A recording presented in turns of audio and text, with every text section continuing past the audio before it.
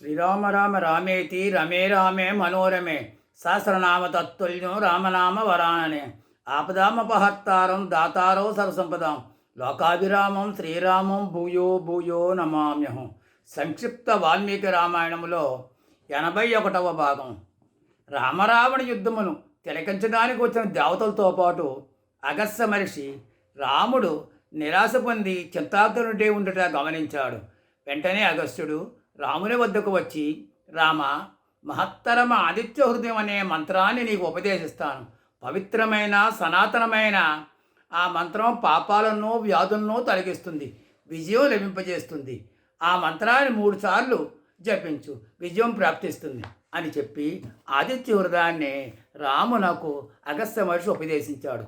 మహర్షి చెప్పిన మంత్రాన్ని పఠించిన రాముడు ఉత్సాహంతో సింహంలా పోరాడాడు. రావణునకు అప్పుడు అపశకునాలు కనిపించాయి. ఇంద్రుడు రావణునిపై అతని రథంపై రక్తాన్ని కురిపించాడు. సుడిగాలులు అప్రదక్షిణంగా తిరిగాయి. వేళగాని వేళ లంకంతలా కూడా మంకెన పూలు వికసించాయి. పెద్ద ధ్వనితో వల్కలు రాలాయి. రామునికి మాత్రం శుభశకునాలే కనిపించాయి. సైనికులు యుద్ధం చేయటం మాని రామరావణ యుద్ధాన్ని ఆసక్తితో తిలకించసాగారు. రావణుని రథధ్వజాన్ని రాముడు విరగొట్టాడు. రాముని రథాస్వాలను రావణుడు కొట్టాడు. కానీ అవి దివ్యాస్వాలు కనుక ఆ బాణాలు తట్టుకున్నాయి. రావణుని అస్త్రాలన్నిటినీ రాముడు నిర్వీర్యం చేశాడు. ఇద్దరు సారథులు నైపుణ్యంగా రధికుడు కోరినట్లుగా రథాన్ని తిప్పుతున్నారు. ఆకాశము నుండి భీషణ సంగ్రామాన్ని దేవతలు, ఋషులు, సిద్ధులు తిలకిస్తూ ఆకాశానికి ఆకాశమే హద్దు సాటి, సముద్రానికి సముద్రమే సాటి, రామరావణ యుద్ధానికి పోలిక రామరావణ యుద్ధమే అని చెప్పుకున్నారు.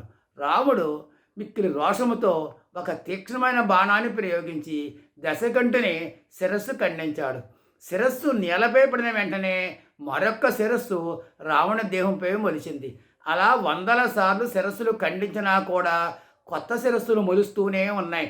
అప్పుడు రాముడు తీవ్రంగా ఆలోచించాడు. ఎంతోమంది రాక్షసులను రాముడు ఆ అస్త్రాలతో సంహరించగలిగాడు. కావున రావణునిపై అవే అస్త్రాలు వ్యర్థమవుతున్నాయి. అహోరాత్రాలు రామరావణ యుద్ధం కొనసాగింది. అప్పుడు రాముని సారథైన మాతలి ఇలా చెప్పాడు, రామచంద్ర, ఇంకా ఆలస్యం చేస్తున్నావేమిటి? బ్రహ్మాస్త్రాన్ని ప్రయోగించు. మానవుని చేతిలో ఈ రాక్షసులు మరణించే సమయం ఆసన్నమైంది అని అన్నాడు. వెంటనే రామునికి బ్రహ్మాస్త్రం స్ఫురించింది. మహాపరాక్రమశాలి రాముడు వేదమంత్రాలతో విద్యుక్తంగా ఆ యొక్క అస్త్రాన్ని విమంత్రించి ఉజ్వలన కాంతులతో ప్రకాశించే బ్రహ్మాస్త్రాన్ని ధనుసునందు ఎక్కుపెట్టి రావణునిపై ప్రయోగించాడు. ఆ దివ్యాస్త్రం రావణుని గుండెను చీల్చి రావణుని ప్రాణాన్ని హరించి భూమిలో ప్రవేశించి తిరిగి రాముని యొక్క తునీరములో చేరింది. రావణుడు రథము నుండి కింద పడిపోయాడు. పాండ్ర బల్లూక వీరులు రామునకు జయజేలు పలికారు. దేవతలు దుందుబులు మోగించి రామునిపై పుష్పవర్షాన్ని కురిపించారు. రాముని బలి బలి అంటూ అనేక విధాలుగా ప్రశంసించారు. ఆకాశం స్వచ్ఛమైంది. సూర్యుడు తన కాంతులు యథావిధంగా ప్రసరింపజేశాడు. లక్ష్మణుడు, భీషణుడు, సుగ్రీవుడు, అంగద, హనుమదాది పాండ్ర వీరులు ఇంకా మిగిలిన వీరులు రాముని విద్యుక్తంగా పూజించారు. రాముడు ఇంద్రునిలా ప్రకాశించాడు. అన్నగారి మృతదేహాన్ని చూసి విభీషణుడు ఇలా దుఃఖించాడు. అన్న, నువ్వు శాస్త్రాలను చదివావు, ఎన్ని హితవచనాలు చెప్పినా కూడా పెడచెవిని పెట్టావు. హంసతూలికా తల్పంపై వైభవంగా శయనించేవాడివి, ఇప్పుడు వికటజీవుడిపై నేలపై పడ్డావు. కామమోహితుడివై బంధుమిత్ర సహితంగా అందరి నాశనానికి కారణమయ్యావు. శౌర్యం మూలంగా రావణుడనే మహావృక్షాన్ని, రాముడనే ప్రచండ వాయువు కూల్చివేసింది. రావణుడనే మదగజం రాముడనే సింహానికి చిక్కి నేలకూలింది అని రోధించాడు. శోకిస్తున్న విభీషణ్ణి రాముడు వాదారుస్తూ, విభీషణ, రావణుడు పిరికివాడిలా చనిపోలేదు. క్షత్రియ ధర్మాన్ని పాటించి వీరుల్లా పోరాడి మృతి చెందాడు. జయాపజయ దైవ నిర్ణయాలు శోకం విడిచి అనంతర కర్తవ్యం గురించి ఆలోచించు అన్నాడు. అంతటి విభీషణుడు, రఘురామ, ఇతడు గురువులను ఇష్టదైవాన్ని సేవించినవాడు, గొప్ప భోగాలను అనుభవించాడు, యజ్ఞయాగాలను కూడా ఆచరించాడు.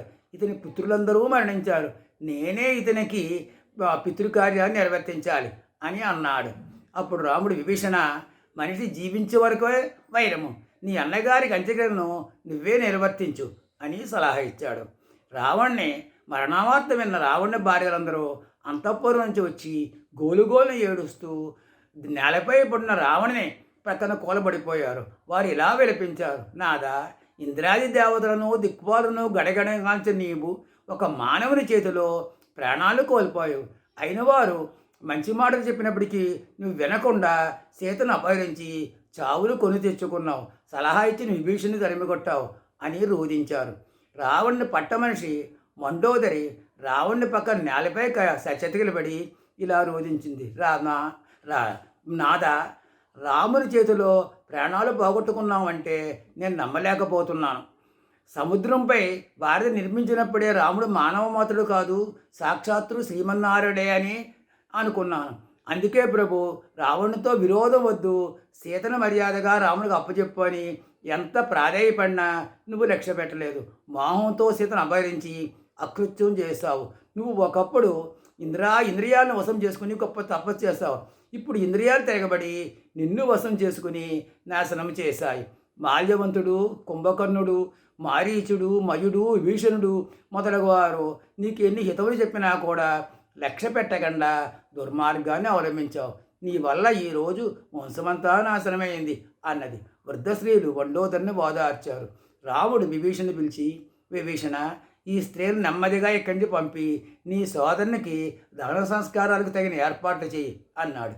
విభీషణుడు తన మనసులో బాగా తర్కించుకుని, రామచంద్ర, రావణుడు ధర్మమార్గాన్ని వీడినవాడు, అసత్యవాది, పరస్త్రీలకు ఎందు గౌరవం లేనివాడు, అందరికి కీడు తలపెట్టేవాడు, నాకు సోదర రూపంలో ఉన్న శత్రువు.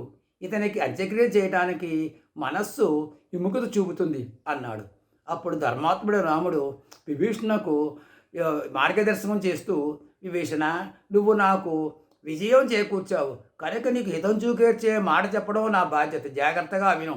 ఇతను లోకట కంటకుడైనప్పటికీ కూడా నీకు అన్న మరియు గొప్ప పరాక్రమం గలవాడు.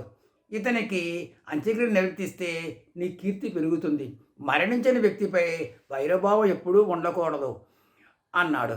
విభీషణుడు అన్నగారి అంత్యక్రియలను ఏర్పాటు చేశాడు. రావణుని కళేబరాన్ని పూలతో వస్త్రాలతో అలంకరించి శిబికపై తీసుకుని వెళ్ళి మంచిగంధం చక్కెరతో ఒట్టి వేళతో రాజోచిత మర్యాదలతో దహన కర్మలు చేశాడు. విభీషణుడు చితికి నిప్పంటించాడు. స్నాన తర్పణాలు పూర్తి చేసుకుని స్త్రీల లంకానగరంలోకి పంపి తాను కూడా లంకానగరంలోకి వెళ్ళాడు. శ్రీరాముడు మాతలకి తగిన విధంగా సత్కారం చేసి ఇంద్రుడు పంపిన దివ్య రథాన్ని తిరిగి తీసుకుని పోవుటకు అనుమతినిచ్చాడు. రామునికి నమస్కరించి మాతల రథంతో స్వర్గానికి వెళ్ళిపోయాడు. రాముడు సుగ్రీవునికి కృతజ్ఞతాపూర్వకంగా ఆలింగనం చేసుకుని తన ఆనందాన్ని వ్యక్తం చేశాడు. రాముడు తన వారితో సైనిక శిబిరానికి వెళ్ళాడు. విభీషణుడు వచ్చి వినయంగా రాముని వద్ద నిలబడ్డాడు. అప్పుడు రాముడు లక్ష్మణుడు పిలిచి, సోదర, విభీషణుడు నాపై భక్తి అనురాగము కలవాడు. అతడు లంకకు రాజుగా ఉండాలి కనుక లక్ష్మణ, నువ్వు లంకానగరానికి వెళ్ళి విభీషణుని లంకకు రాజుగా పట్టాభిషిక్తం చెయ్యి అని ఆజ్ఞాపించాడు. రామాజ్ఞ అనుసరించి లక్ష్మణుడు సువర్ణ కలశాలతో సముద్ర జలాలు తెప్పించాడు. లంకానగరములో రాక్షస ప్రముఖుల మధ్య వేద మంత్రాలతో విద్యుక్తంగా విభీషణునికి పట్టాభిషేకం జరిపించాడు. విభీషణ మంత్రులు, రాజభక్తి గల రాక్షసులు ఎంతో సంతోషించారు. విభీషణుడు బంధుమిత్రులను కోల్పోయిన రాక్షసులను నెమ్మదిగా ఓదార్చాడు. విభీషణుడు లంకానగర పౌరులతో కలిసి అక్షతలు, మోదకాలు మొదలైన మధుర పదార్థాలు, పేలాలు మొదలైన మంగళ ద్రవ్యాలు తీసుకుని శ్రీరాముని వద్దకు మర్యాదపూర్వకంగా వచ్చి సమర్పించాడు. ఆ పదార్థాలు స్పృశించిన తర్వాత రాముడు హనుమంతుని పిలిచి, వాయుపుత్ర, నీవు విభీషణ అనుమతి తీసుకుని సీత వద్దకు వెళ్ళు. మన విజయ సమాచారాన్ని తెలిపి ఆమెకు సంతోషం కలిగించు. మరలా మనం అంతా కూడా క్షేమంగా అని చెప్పి ఆమె సందేశాన్ని తీసుకునిరా అని అన్నాడు. మిగతా కథలు మనం తర్వాత భాగంలో తెలుసుకుందాం.